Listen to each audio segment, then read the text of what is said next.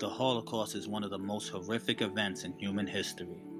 Because it happened in the 20th century, it is one of the most well documented and detailed accounts of human suffering ever chronicled.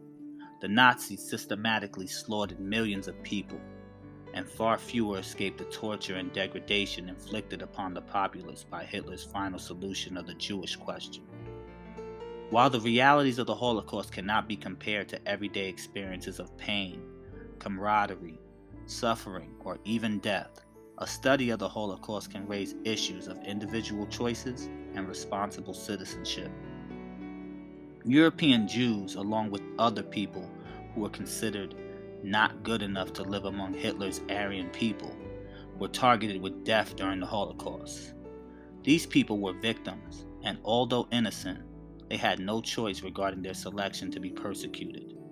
It is important to understand that all the other individuals were in a position to choose the role they wished to follow in the Holocaust. People chose to be either perpetrators, rescuers, or bystanders. During the Holocaust, there were people who defied the rules set down by the Nazis, and collectively they saved countless Jews, homosexuals, African Europeans, Romani, and other minorities from certain death. The stories of their brave defiance against Hitler and his followers stand as a testament to the impact of individual choice and heroism of a select few. These amazing people did whatever they could during the darkest of times and are heroes of the Holocaust. Raoul Gustav Wallenberg was a Swedish architect, diplomat, and businessman who is best known for his work saving tens of thousands of Hungarian Jews during the Holocaust.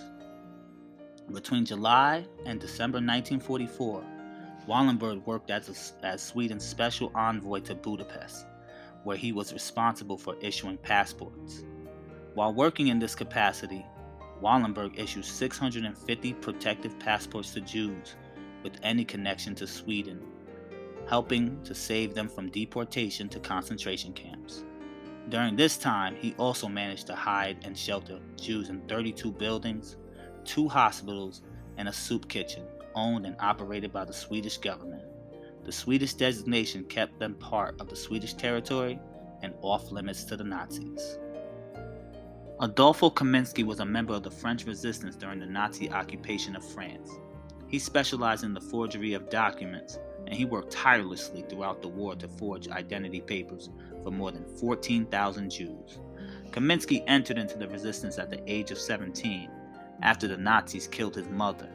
After nearly being deported in 1943, Kaminsky and the rest of his family moved to Paris. He began working in an underground laboratory forging papers for Jews the Nazis were actively seeking in France. Kaminsky was devoted to his forgery operations, and he once said of his work, "I stayed awake as long as possible. In 1 hour, I make 30 false papers. If I sleep 1 hour, 30 people will die."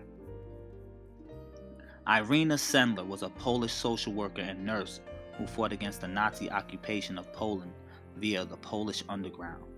During the war, she worked in Warsaw for the Department of Social Welfare and Public Health, but her more important activities were carried out under less than official channels. She actively worked to save Jewish children alongside a network of like-minded workers, most of whom were women. Sendler helped to smuggle Jewish children out of the Warsaw ghetto and then provided them with false identity paperwork, indicating they belonged to Polish families willing to take the children in as their own. She also placed some in orphanages and with Catholic nuns in convents.